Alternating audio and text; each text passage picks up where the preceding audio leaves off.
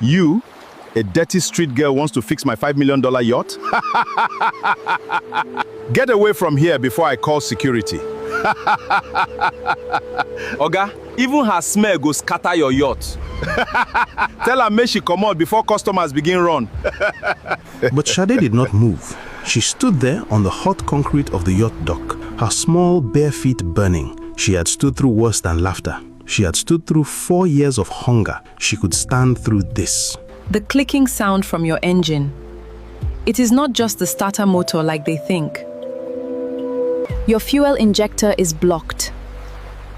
And there is a broken wire in your electrical panel. How does a street girl know these technical words?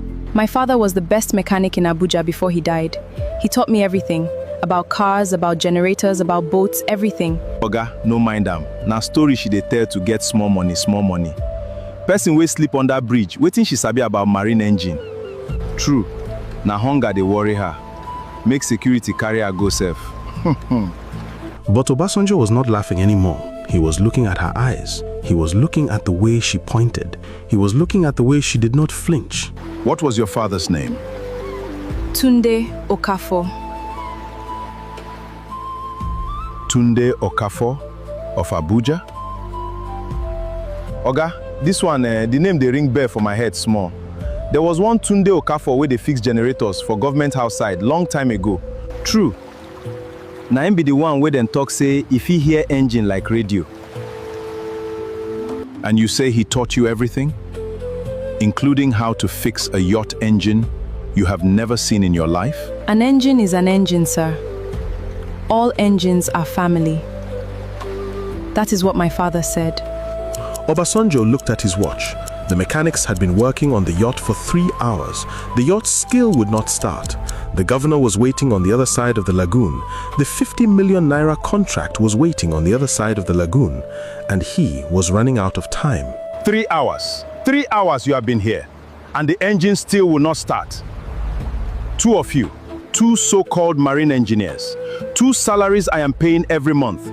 I expected better than this from you. Oga, we don't check everything. The starter motor, the battery, the fuel pump, everything is fine. We know if you explain why the engine no dey start. It is the engine, sir. Maybe it needs replacement. Replacement? My yacht is 1 year old. $5 million. And you want me to replace the engine? Chief Obasanjo turned back to Shade. He looked at her bare feet. He looked at her torn yellow dress. He looked at her face. Fine. You have 20 minutes. 20 minutes. If you fix this engine, I will hear what you have to say. If you waste my time, I will have security throw you out, and I will call the police. Oga, you sure say you dey serious? You dey allow this dirty pikin enter your yacht? Shut up your smelling mouth. 20 minutes. That is all she has. That is all you had 3 hours for. And you failed. Shade's hands were shaking. She had never been on a yacht before. She had never stood on something this clean, this white, this expensive. She looked down at her bare feet. They were dusty from the streets, black at the soles. She was afraid her dirty feet would make marks on the polished white floor. Stop standing there like a statue! The engine room is that way. She flinched at his shout. Then she took one careful step onto the yacht, then another.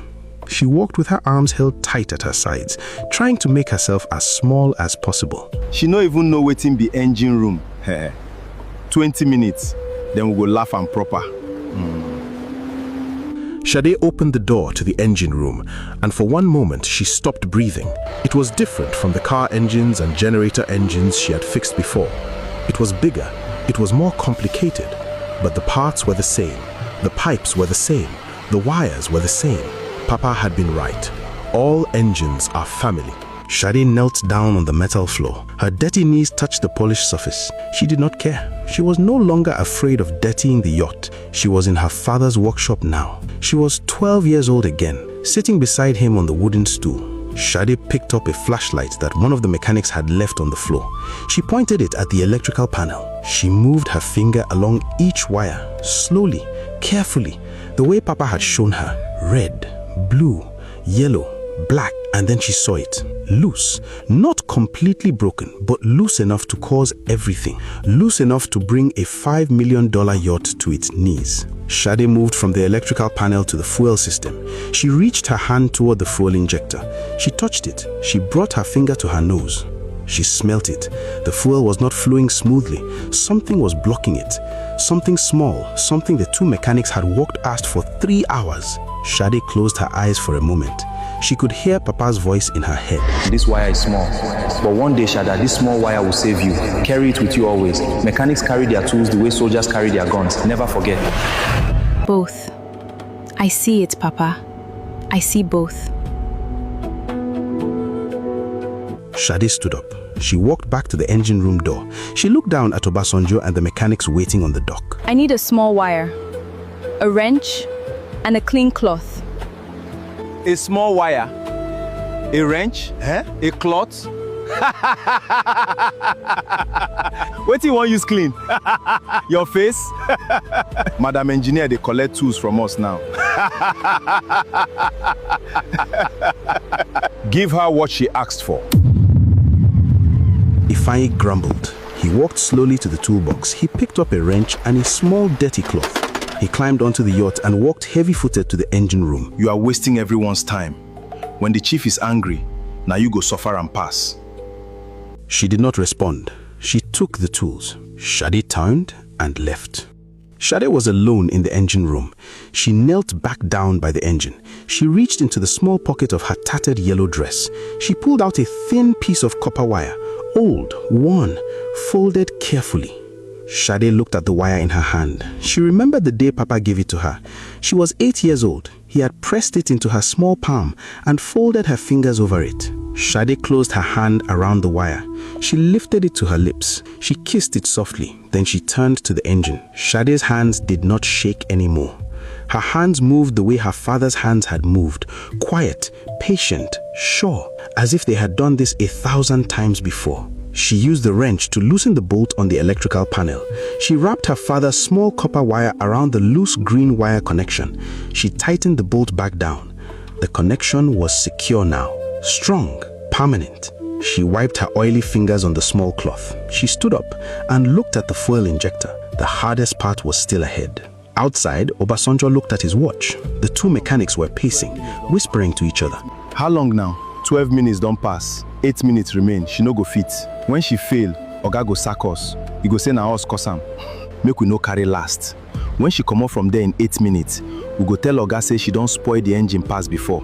We go push am for her head. Obasanjo looked up at the sky. He looked at the lagoon. He looked at his watch again. A small bead of sweat appeared at his temple. The two mechanics looked at each other. Shade looked at the engine. She had 8 minutes left to prove that everything Papa ever told her was true. She had 8 minutes left to prove that she was not what they thought she was. She had 8 minutes left to change her life. And the clock was still ticking.